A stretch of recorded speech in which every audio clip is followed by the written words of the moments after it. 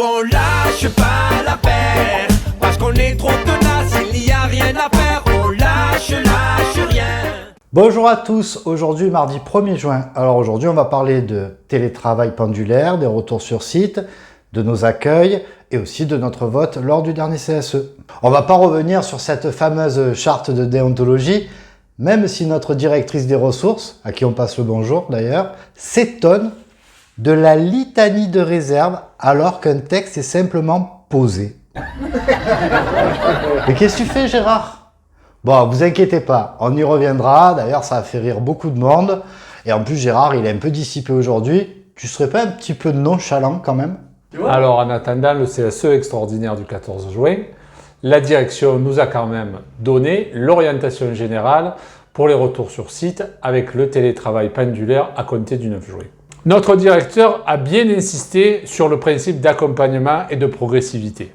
Donc, le 9, ce n'est pas un retour général pour tout le monde. Par contre, si vous êtes en difficulté ou en souffrance à cause du télétravail, un retour 5 jours sur 5 sur site est possible. Donc, n'hésitez pas à nous contacter. On pourra faire le lien avec la direction pour les situations difficiles. Pour les collègues des accueils, notre directeur nous a dit réfléchir à une réouverture pour la fin du mois d'août, voire la rentrée de septembre. On va rester vigilant, notamment sur la méthode utilisée, mais surtout sur les mesures mises en place pour les conditions de travail et la sécurité des collègues. Pour finir, petite explication sur le vote CGT en CSE. Il s'agit de la mise en œuvre du dispositif de prévention et de détection de la fraude interne. Nos élus ont voté pour, mais pas sans émettre un certain nombre de réserves. Le sujet est loin d'être évident.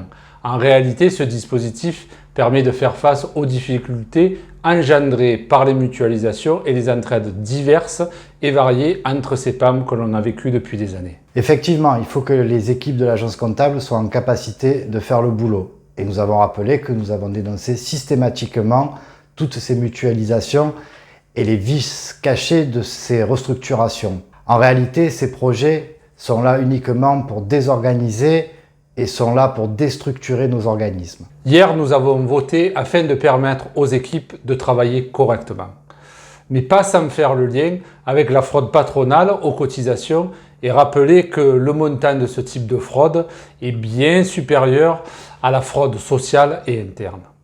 Le meilleur exemple, c'est l'URSSAF. 60% des dossiers de fraude ne sont ni traités ni recouvrés par manque de moyens.